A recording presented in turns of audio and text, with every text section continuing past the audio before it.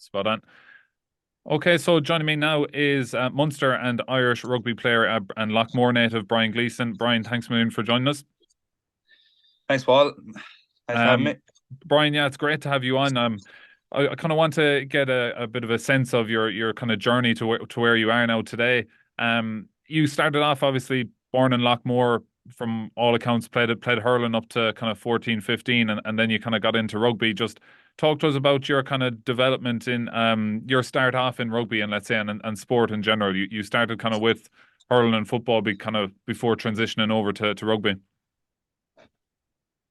You broke up a good bit there, so you'll have to Yeah, start that one. can you hear me now? Yeah, I can hear you now. Yeah, okay, we'll go again.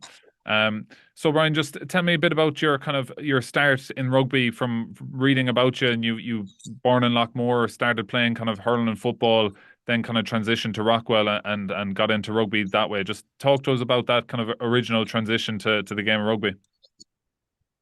Yeah, well, I always followed it growing up, and my dad and mum were both big Munster supporters.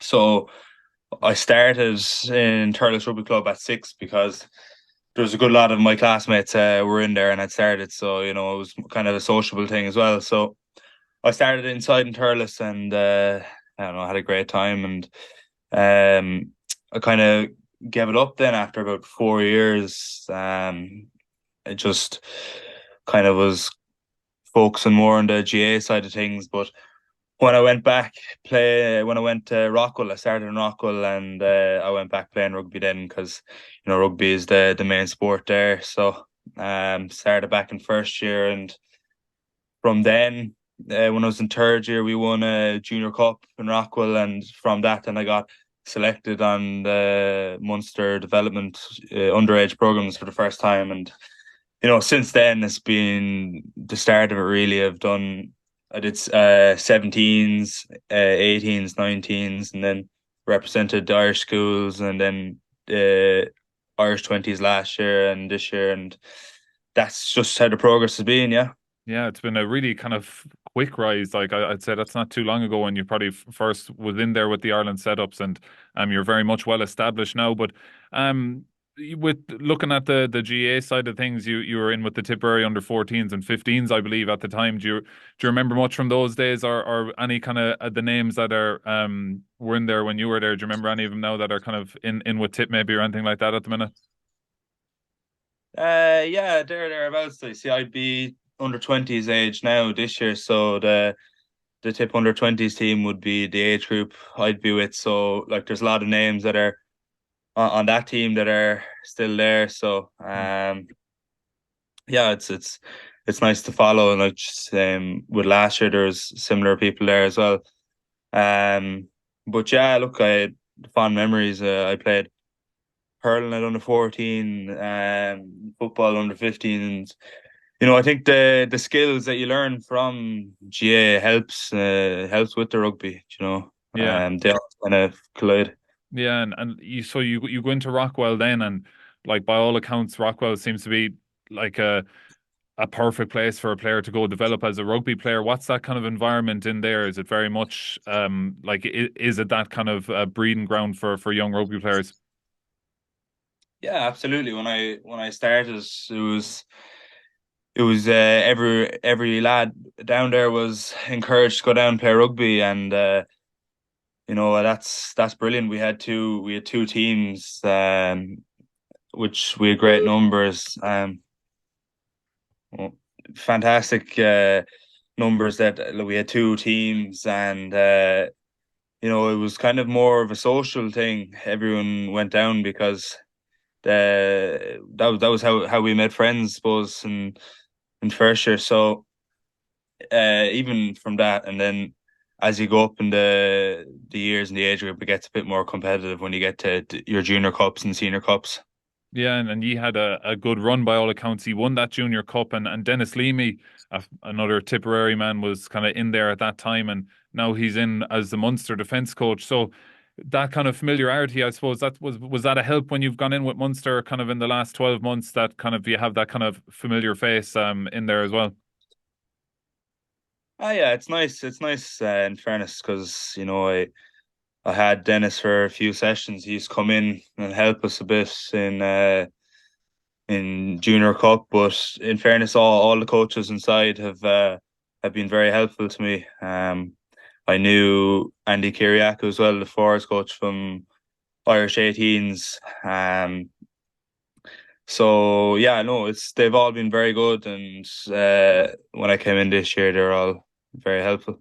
Yeah, and so when you kind of started off in rugby then in Rockwell and going up through the junior cup and things like that and winning that, when did it kind of come into your mind that okay, I'm taking rugby very seriously now, or I could kind of go far in this? When did it kind of switch from maybe just kind of playing a bit of rugby to okay, I can make Munster teams here and that kind of thing?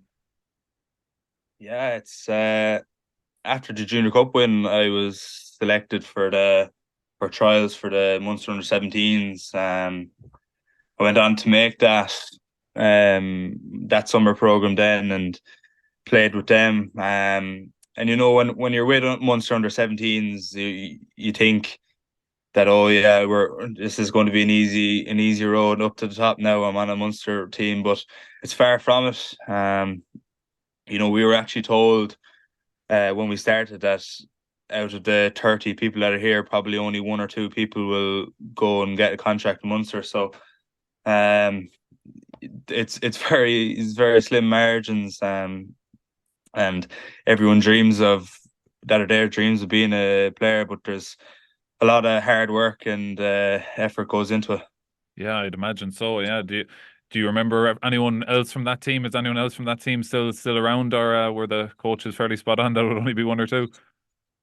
Yeah, I know I think I'm the only one that has a contract. There's other people that age have come in like a year or two later, and they've come in and got contracts as well. But from that room, yeah, I think I was the only one. But it just goes to show like how hard it is to make, and you have to be really conscious of the amount of work and dedication you have to put into it.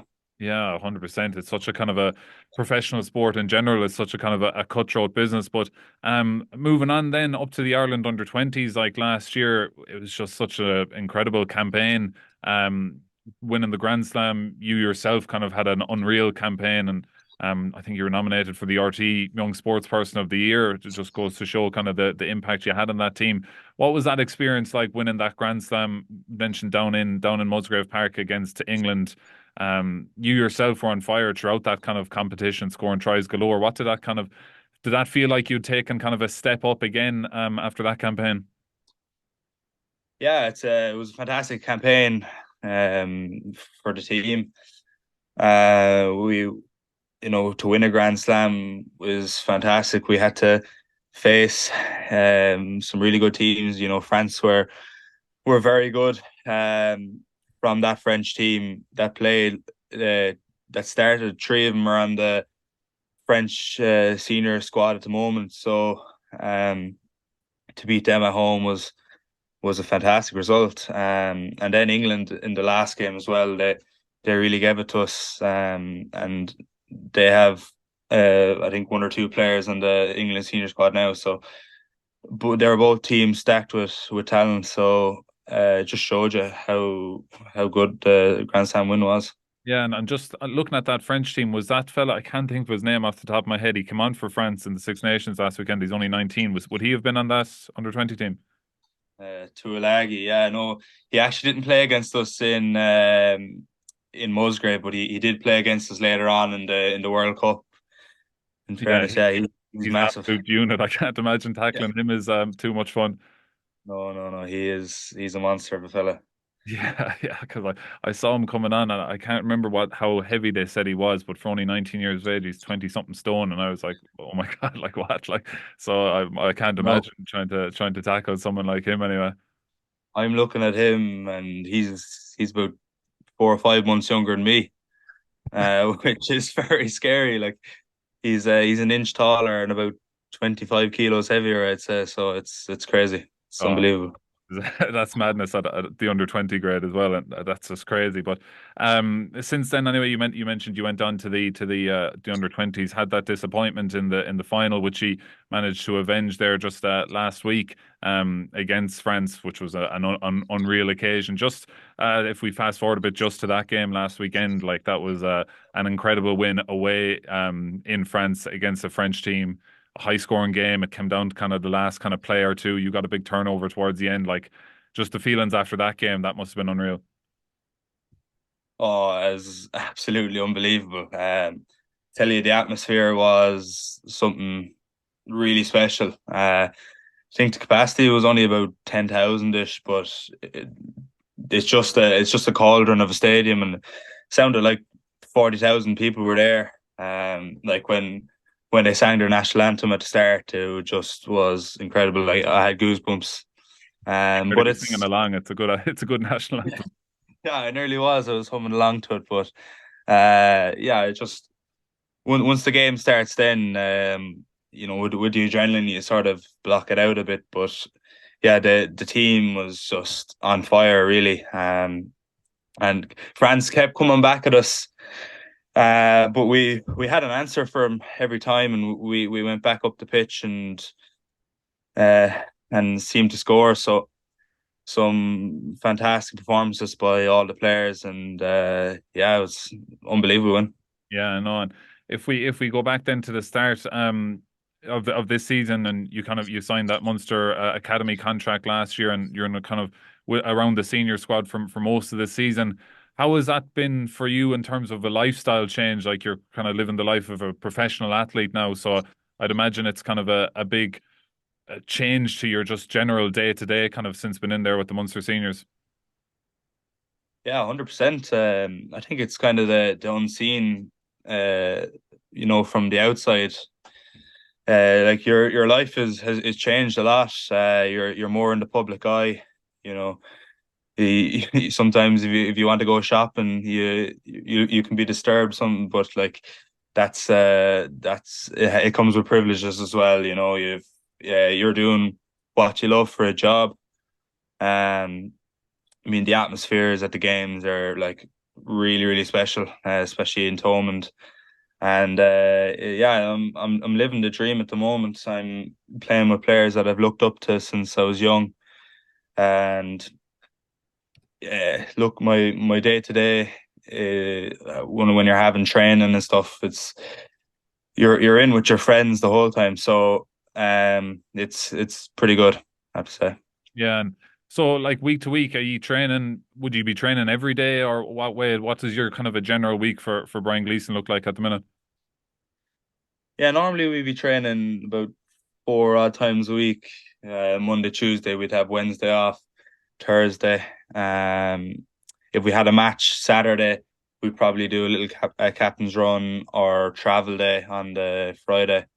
And then you'd have your game either Saturday or Sunday. So, yeah, it's pretty full on.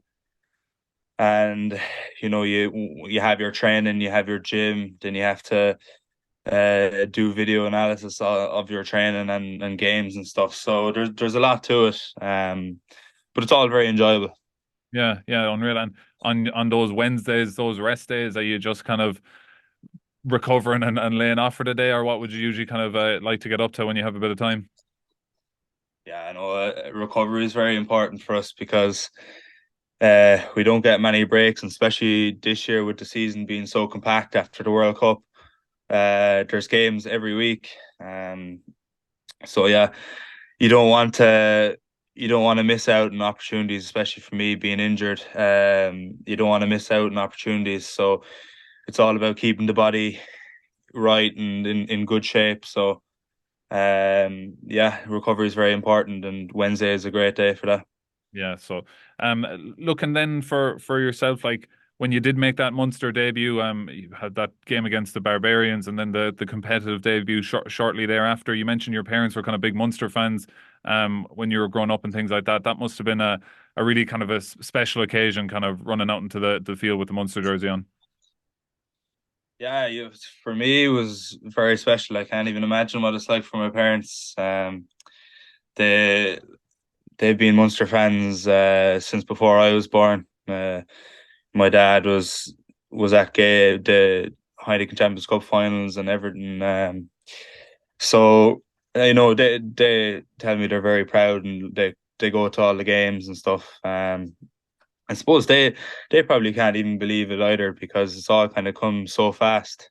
I've had all this just at 19 now, just turned 20, so hopefully I can keep going and the same trajectory.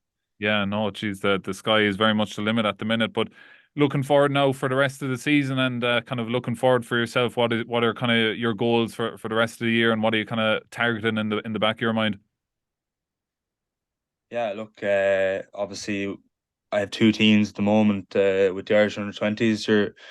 You're looking at, you know, trying to win another Grand Slam. And then in the summertime, we're back to South Africa for the World Cup again. I know it's after coming up short in the World Cup final last year, the only aim I have for the World Cup is to try win it because you're still hurt after losing the World Cup final. And then with Munster, I'm looking to try leave a mark. I haven't got a start yet this year, so I'm looking to try get a few starts under my name and try nail down a starting jersey for myself. With the coaches have been adamant that age is only a number, and if you're good enough, you'll play. So that's what I'm looking to do. Doesn't matter what age I am, I am pushing for a starting jersey. Yeah, well, it's a great mindset to have, and as we said, if you keep kind of going in this trajectory, I'm sure it won't be long around the corner. But Brian, thanks a million for taking the time out to talk to us, and everyone in Tipperary is very much looking forward to what's to come from Brian Gleeson. But stay healthy, and the very best of luck to you going forward. Thanks a million, Paul. Appreciate it.